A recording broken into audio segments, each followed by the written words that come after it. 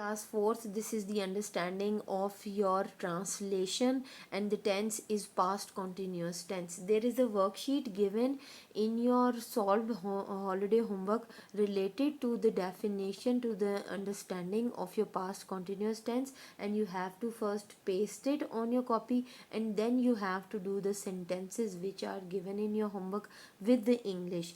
Past continuous tense की जो सबसे बड़ी आपको जो पहचान देती है वो क्या है कि आपके सेंटेंस के लास्ट वर्ड्स जो हैं उनमें क्या रहा होता है, रही थी, रहे थे, रही थी, अगर प्लोरल है तो रही थी आएगा।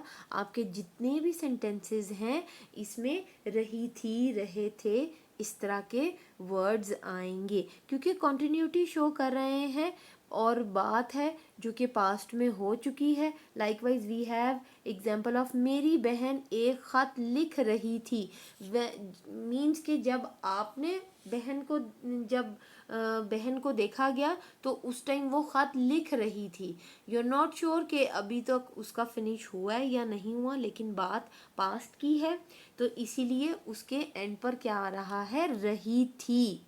बच्चे नहीं रो रहे थे कि जो बच्चे थे जब किसी ने देखा तो उस टाइम वो रो नहीं रहे थे।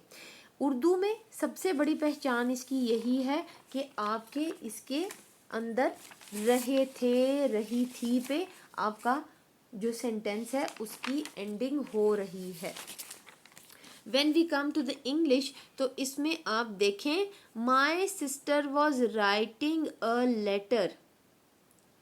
आपका जो सेंटेंस है इसमें आपकी जो वर्ब है उसके साथ ing ऐड हो जाएगा। बाकी was क्योंकि पास्ट है तो was आएगा और फिर आपके जो वर्ब है उसके अंदर ing ऐड होगा।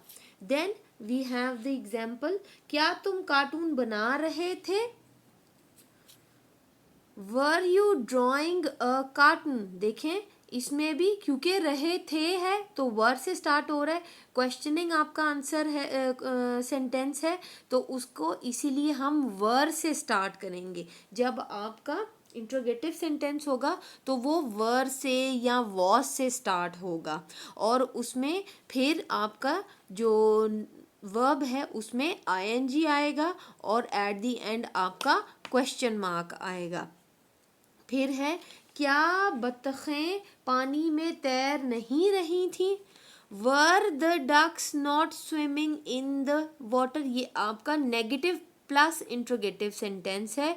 इंट्रोगेटिव है इसीलिए वर से स्टार्ट हो रहा है। क्या के लिए हम वर यूज़ कर रहे हैं, नहीं के लिए हमने नॉट यूज़ किया है और उसके बाद वर्ब में ing ऐड हुआ है and the sentence is ending with the question mark.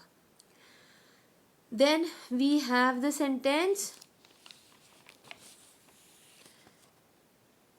दुकानदार झूठ बोल रहा था। The shopkeeper was lying।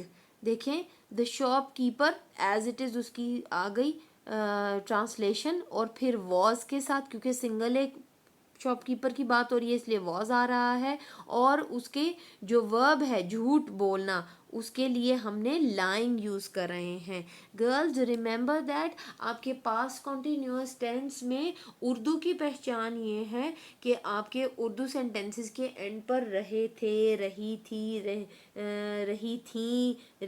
रही थी वाले वर्ड्स आएंगे और जब आप उसकी इंग्लिश ट्रांसलेशन करेंगे तो उसमें क्या होगा कि आपके वर्ब से पहले वॉज या वर आएगा अकॉर्डिंग टू द सेंटेंस और फिर आपके वर्ब के साथ ing ऐड होगा।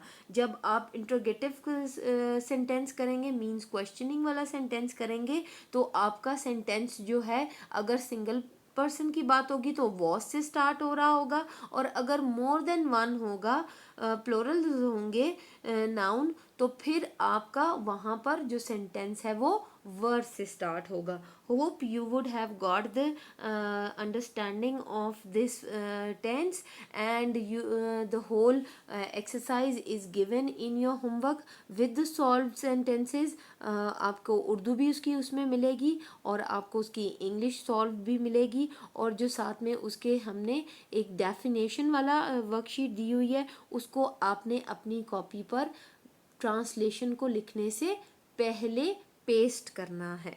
Thank you girls.